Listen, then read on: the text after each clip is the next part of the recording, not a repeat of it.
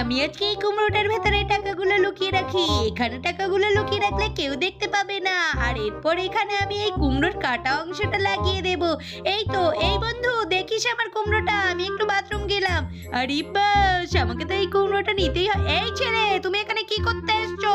না না দিদি, আমি দেখছিলাম, আমি এই কুমড়োটা কিনতে চাই দিদি। এটা কত দাম? এটা 5,000 টাকা দাম, তুমি কিনতে পারবে না? এই তো দিদি, আমার কাছে এখানে 4,500 টাকা আছে, এটাতে দেবে? এটাই হবে না দিদি, আমার এই চিপগুলো তুমি সব নিয়ে নাও না, তারপরে হবে। এগুলো আবার কি?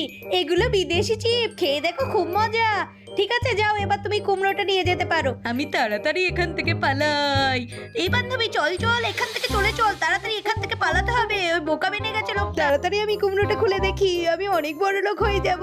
ওরে বাস, ওমা, এখানে টাকা কই? হায় আল্লাহ, আমি তো বোকা বেনে গেলাম। বন্ধুরা, আমার জন্য ভিডিওটা লাইক করে দিয়ে চ্যানেলটা সাবস্ক্রাইব করে দিও।